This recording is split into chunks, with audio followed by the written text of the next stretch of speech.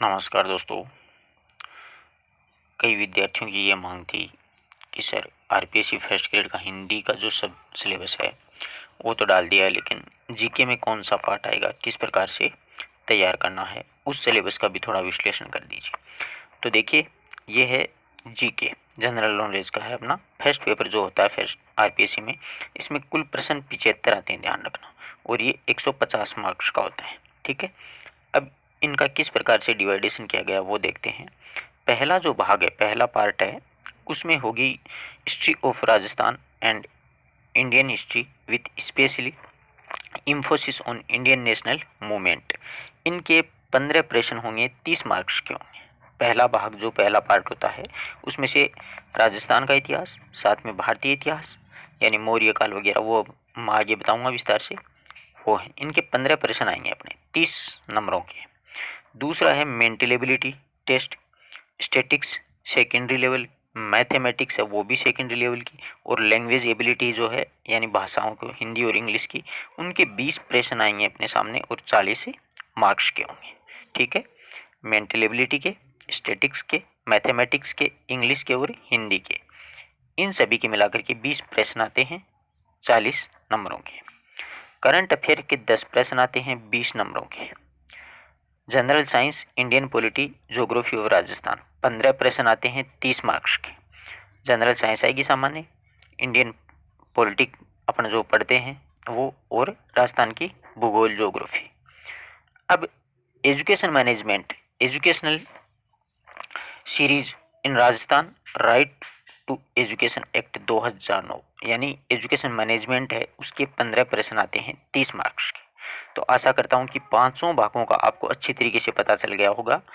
प्रथम भाग में 15 प्रश्न आएंगे 30 नंबर के, दूसरे में 20 प्रश्न आएंगे 40 नंबर के, तीसरा करंट अफेयर के 10 आएंगे 20 मार्क्स के, और जनरल साइंस वगैरह ज्योग्राफी राजस्थान की उसके 15 प्रश्न आएंगे 30 नंबर के, और विद्यालय प्रबंध जिसको अपन एजुकेशन मैनेजमेंट बोलते हैं उनके आएंगे 15 प्रश्न 30 नंबर के। इस प्रकार से आप देख सकते हो 75 टोटल प्रश्न होंगे और 150 मार्क्स का होगा।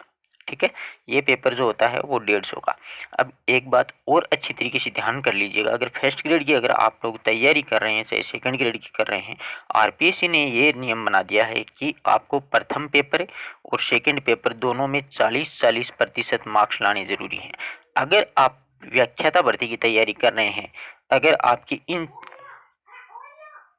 इस पेपर में 40% मार्क्स नहीं आते हैं तो अगले पेपर में चाहे आप 80% मार्क्स ले आओ, कोई मतलब नहीं है, आपका अगला पेपर चेक ही नहीं होगा। जैसे पहले नेशनल एजुकेशन टेस्ट यानी नेट में हुआ करता था, वो रूल है, वो नियम है, वो आरपीएससी ने लागू कर दिया है। क्यों किया है, इसके पीछे रीजन ये है कि माइनस में मार्क्स ला करके लोग जॉब लग रहे थे, तो उनको मतलब जो एक विद्यार्थी माइनस में मार्क्स लाएगा और वो व्याख्याता बनेगा, वो क्या पढ़ाएगा, आप लोग भी समझ सकते हो इस बात को। इसलिए इस नियम को लागू कर दिया गया है कि 40% लाने बहुत ही ज़रूरी हैं। 40% अगर नहीं आए तो अगला पेपर नहीं चेक होगा। तो अगर आपकी इन चीज़ों में जैसे साइंस है, इंग्लिश है, हिंदी है, मैथमेटिक्स है, इन चीज़ों में अगर आप लोगों की पकड़ नहीं है ना, तो ये पेपर आपके लिए बहुत बड़ी मुश्किल खड़ी कर सकता है। इसके 40% कितने होते हैं, कई विद्यार्थी हैं उनको रियल में वैसे पता नहीं होता है। तो 30 प्रश्न अगर 75 में से आप सही नहीं करोगे तो आपका अगला पेपर नहीं चेक होगा। अब 75 में से 30 प्रश्नों की आपको इतनी ज़बरदस्त तैयारी करनी है कि कैसे कैसे करके अपने को 35 या 30 प्रश्न तो लाने ही लाने, सही करने ही करने पड़ेंगे। अगर नहीं किए तो कोई फायदा नहीं है व्याख्याता भर्ती का सपना देखने का। बात बड़ी कड़वी है मगर सच्ची है, ध्यान रखना इस बात का। आपका पेपर अगला चेक नहीं होगा। ठीक है, यही स्थिति सेकंड ग्रेड में है, तो उसमें 40% है, तो उसमें राजस्थान जीके है, इसी प्रकार करंट अफेयर है, साइकोलॉजी है, ऐसे कर करके अपन 40% सही कर सकते हैं। परंतु फर्स्ट ग्रेड में 30% सही करना बहुत बड़ी मुश्किल है आर्ट के विद्यार्थियों के लिए, ध्यान रखना। खासतौर से हिंदी के विद्यार्थियों के 30% बहुत ही रेयर केस में सही होते हैं।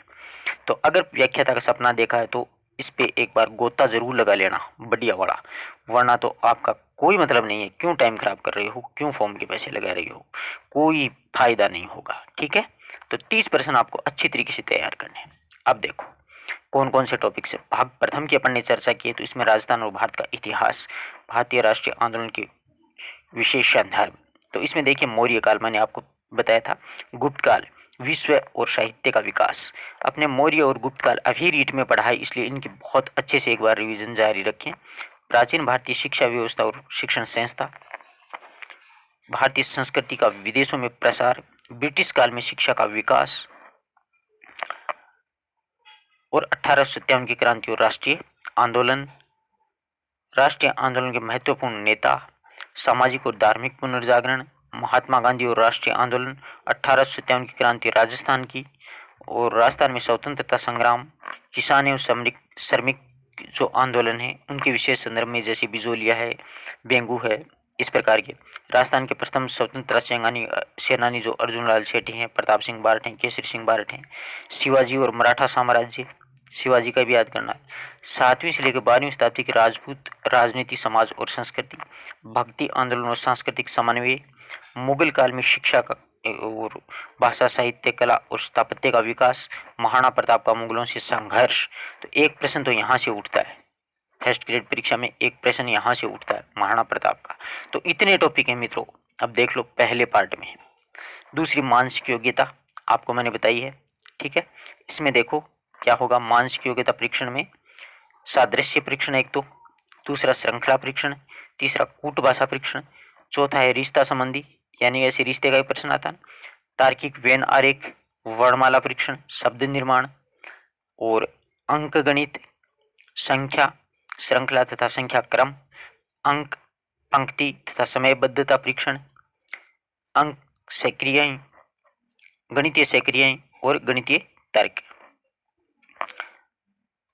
आंकड़ों का विश्लेषण, आंकड़ों की पर्याप्तता, घन संबंधी परीक्षण, वर्ग त्रिभुज और निर्माण, ये, और सांख्यिकी स्टैटिक्स जिसको बोलते हैं, collection of the data, presentation of data, graphical representation of data और मेजर ऑफ द सेंट्रल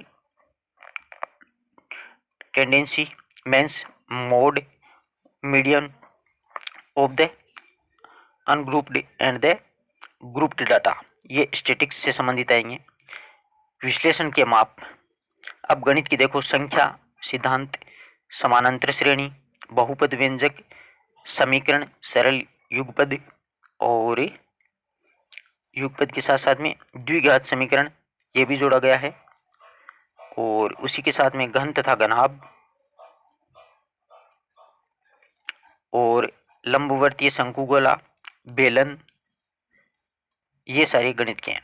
अब भाषा संबंधी अगर बात करें तो हिंदी में है संधि, संधि विच्छेद, उपसर्ग और प्रत्यय, फिर विपत्यार्थ यानी विलोम शब्द, अनेकार्थिक शब्द और युग्म शब्द, शब्द शुद्धि, वाक्य शुद्धि, क्रिया, सकर्मक और अकर्मक, यहाँ से भी एक प्रश्न आता है। अंग्रेजी की पारिभाषिक शब्दावली, एक एक प्रश्न आएगा इन सभी से, एक विलोम शब्द का आएगा, एक वाक्य शुद्धि का आ जाएगा, एक संधि का आ जाएगा, एक समास या उपसर्ग में से आ जाएगा। अंग्रेजी की अगर चर्चा करें तो अंग्रेजी में देखिएगा आप लोग काल के प्रयोग, टेंस है ना, यूज ऑफ द टेंस। दूसरा है कर्तवाची क्रमवाची, जिसको एक्टिव पैसिव बोलते हैं। तीसरा है प्रत्यक्ष परोक्ष, डायरेक्ट इनडायरेक्ट है ना, नरेशन ऑफ स्पीच। तीसरा आर्टिकल्स और निर्धारक शब्दों का प्रयोग, मतलब use of the article and the determination, use of the preparation यानी संबंध बोधक प्रीपोजिशन, संबंध बोधक अवयवों का प्रयोग, करेक्शन ऑफ द सेंटेंस। तो ये है इंग्लिश का, ठीक है। विलोम, प्रतिलोम, विपरीतार्थ, अपोजिट वगैरह, उपसर्ग और प्रत्यय का प्रयोग में। अब आप करंट अफेयर के बारे में बताऊं, करंट कहाँ से आएगा, देखो इसमें भारत के आर्थिक नियोजक और 11वीं पंचवर्षीय योजना से संबंधित, भारत की जनगणना 2011, भारतीय और राजस्थान की विभिन्न योजनाएं जितनी भी चली हैं, जिसमें गरीबी उन्मूलन और रोजगार और स्वास्थ्य और स्वच्छता शामिल किया गया है, भारत के अंतरिक्ष कार्यक्रम, भारत में परमाणु ऊर्जा का कार्यक्रम, भारत एवं विश्व की महत्वपूर्ण घटनाएं, सुर्खियों में भारत के व्यक्ति व स्थान, भारत में विज्ञान और तकनीकी घटनाक्रम, राष्ट्रीय एवं अंतर्राष्ट्रीय पुरस्कार, भारत में नवीनतम पुस्तकों एवं लेखक। एक प्रश्न यहाँ से आता है करंट अफेयर में, किसी न किसी पुस्तक का नाम दिया जाता है और इसके लेखक कौन है वो पूछा जाता है। खेलकूद से संबंधित आएगा, ध्यान रखना इस बात का। राजस्थान की समसामयिकी, आर्थिक समीक्षात्मक बजट, राजस्थान समसामयिकी, राजस्थान आर्थिक समीक्षा 2014-15, मतलब अब इसमें जोड़ दिया जाएगा, मतलब 20-21 का कर देंगे। बजट वगैरह, इसमें से अक्सर प्रश्न उठते हैं। सामान्य विज्ञान, सामान्य विज्ञान में अणु परमाणु, रासायनिक अभिक्रियाएं और समीकरण, कार्बन और इसके यौगिक, बल और गति के नियम, कार्य और ऊर्जा, उत्तक एवं नियंत्रक एवं समन्वयक, आनुवांशिकता एवं विकास, प्राकृतिक संसाधनों का प्रबंधन, पर्यावरण की सुरक्षा एवं जैव विविधता, और पॉलिटिकल साइंस में भारतीय संविधान की मुख्य विशेषताएं। ये तो अपन पढ़ते आ रहे हैं, वही है। भारत की व्यवस्थापिका, कार्यपालिका और न्यायपालिका, संगठन, सैद्धांतिक और व्यवहारिक, भारत में निर्वाचन, भारत में राष्ट्रपति चुनाव में आपातकालीन शक्तियां, कैबिनेट, प्रधानमंत्री और उसकी शक्तियां, संसद, लोकसभा अध्यक्ष और उसके कार्य, भारत में नौकरशाही व्यवस्था, राजनीतिक दल, सैद्धांतिक और व्यवहारिक, उच्चतम न्यायालय, संगठन और शक्तियां, राष्ट्रीय आयोग व बोर्ड, राजस्थान की स्थिति, विस्तार, आकृतियों, आकार, राजस्थान के भौतिक स्वरूप, ये ज्योग्राफी है राजस्थान की।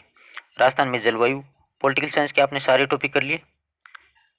भारत में नौकरशाही, संसद, लोकसभा कार्य, ये सारे के सारे। राजनीतिक दलों में से एक प्रश्न आता है आरपीएससी फर्स्ट ग्रेड में। उच्चतम न्यायालय में से अक्सर उठा लिए जाते हैं प्रश्न।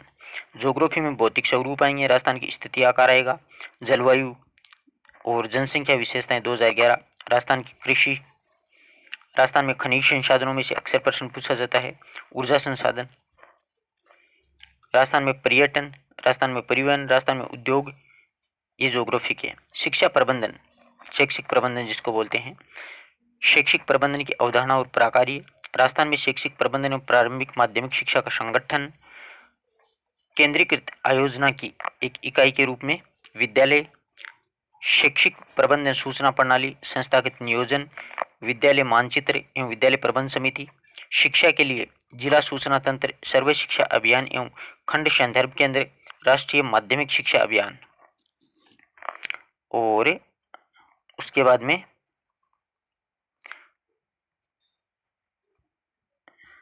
इनके कार्य पूछते हैं यहाँ पे,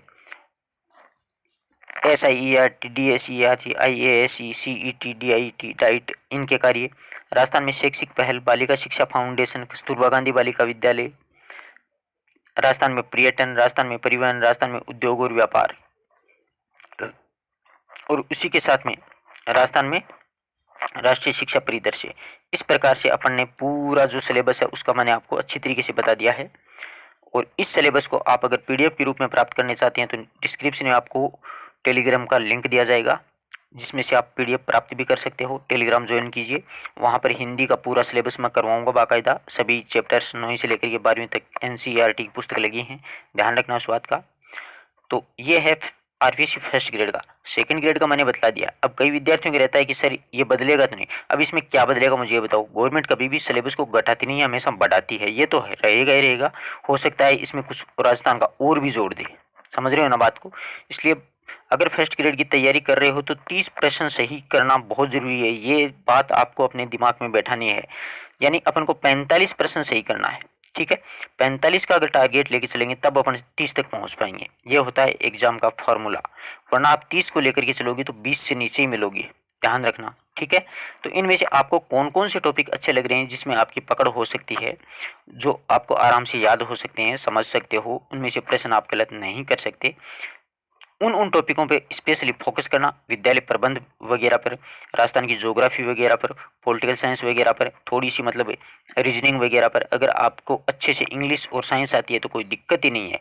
मेन समस्या वहाँ से बिल्कुल प्रश्न बेसिक उठाए जाते हैं, परंतु विद्यार्थियों को ये छूट, यानी जो आर्ट वर्ग के विद्यार्थी होते हैं, कला वर्ग के, उनके ये बहुत पहले से छूट जाती है। उनके दिमाग में ये हो जाता है कि मुझे विज्ञान नहीं आएगी, मुझे इंग्लिश नहीं आएगी, मुझे मैथ्स नहीं आएगी, तो फिर बाद में वो प्रश्न उनके सही नहीं हो पाते हैं। तो उनको भी अगर आप अभ्यास कर सकते हैं, मेहनत कर सकते हैं, बार बार लगातार अगर आप उनका रिवीजन कर सकते हैं तो वो चीज़ें भी आपको कॉन्सेप्ट क्लियर हो सकते हैं। तो धन्यवाद दोस्तों, आशा करता हूँ हर बात आपको अच्छे से समझ में आई होगी। तो आपको ये वीडियो कैसा लगा वो कमेंट में लिखें, और अपने जो मित्र हैं जो हिंदी वर्ग से तैयारी कर रहे हैं, हिंदी विषय से, उनको अपने टेलीग्राम चैनल पर ज्वाइन करें और ज़्यादा से ज़्यादा शेयर करें।